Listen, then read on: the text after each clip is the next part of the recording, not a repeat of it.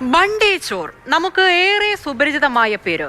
ഇന്ന് ആ പേര് കേട്ട് കൊച്ചി ഒന്ന് വിറച്ചു. മറ്റൊന്നുമല്ല, കുപ്രസിദ്ധ മോഷ്ടാവ് കൊച്ചിയിലെത്തി എന്ന് കേട്ട്. കണ്ടത് എറണാകുളം റെയിൽവേ സ്റ്റേഷനിൽ. എന്തിനു വേണ്ടിയാകാം ബണ്ടി ചോർ എത്തിയത്? വിവരം അറിഞ്ഞയുടൻ പോലീസ് സ്ഥലത്തെത്തി. ശേഷം സംഭവിച്ച കാര്യങ്ങൾ എസ് അരുൺ ശങ്കർ പറയും.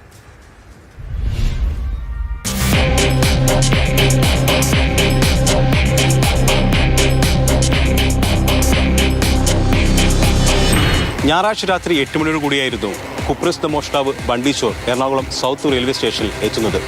മോഷണക്കുറ്റത്തിന് കേരളത്തിൽ ജയിൽ ശിക്ഷ അനുഭവിച്ചിട്ടുള്ള ബണ്ടി ചോറിന്റെ സാന്നിധ്യത്തെ സംശയത്തോടു കൂടിയാണ് റെയിൽവേ പോലീസ് കണ്ടത്. ഇതിനെ തുടർന്ന് ബണ്ടി ചോറിനെ കരുതൽ തടങ്കലിൽ എടുത്തു. എന്തിന് കേരളത്തിൽ എത്തിയതെന്നായിരുന്നു റെയിൽവേ പോലീസിന്റെ പ്രധാനപ്പെട്ട ചോദ്യം. മുൻപ് രജിസ്റ്റർ ചെയ്ത ഒരു കേസുമായി ബന്ധപ്പെട്ട് തൊണ്ടുമുതൽ വിട്ടുകിട്ടുന്നതിന് വേണ്ടി ഹർജി നൽകാൻ എത്തിയതെന്നായിരുന്നു ബണ്ടി ചോർ നൽകിയ മറുപടി.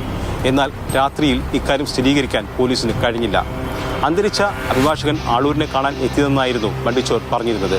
എന്നാൽ ആളൂർ അന്തരിച്ച കാര്യം ബണ്ടി ചോറിന് അറിയില്ലായിരുന്നു. തുടർന്ന് രാവിലെ പോലീസ് ആളൂരുമായി ബന്ധപ്പെട്ട അഭിഭാഷകരെ ബന്ധപ്പെട്ടു. തുടർന്ന് ബണ്ടി ചോർ പറഞ്ഞ കാര്യം സ്ഥിരീകരിക്കുകയും ബണ്ടി ചോറിനെ വിടാൻ തീരുമാനിക്കുകയുമായിരുന്നു. നിലവിൽ ബണ്ടി ചോറിനെതിരെ കേരളത്തിൽ കേസുകൾ നിലനിൽക്കുന്നില്ല. 3 കേസുകളായിരുന്നു ഉണ്ടായിരുന്നത്. അതിൽ 2013 പ്രമാദമായ കേസിൽ ബണ്ടി ചോർ ജയിൽ ശിക്ഷ അനുഭവിച്ചിരുന്നു.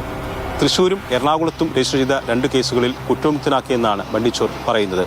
കേരളത്തിൽ നിലവിൽ കേസുകൾ ഇല്ലാത്തതിനാലും എത്തിയ ഉദ്ദേശം സ്ഥിരീകരിക്കാൻ കഴിഞ്ഞതിനാലുമാണ് പോലീസ് ബണ്ടി ചോറിനെ വിട്ടത്.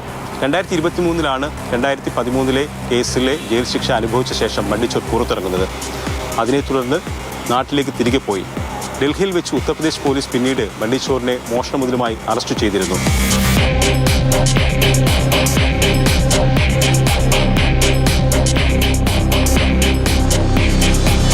മനോജ് മാർശേരിക്കൊപ്പം എസ് അരുൺ ശങ്കർ, മാതൃഭൂമി ന്യൂസ്, കൊച്ചി.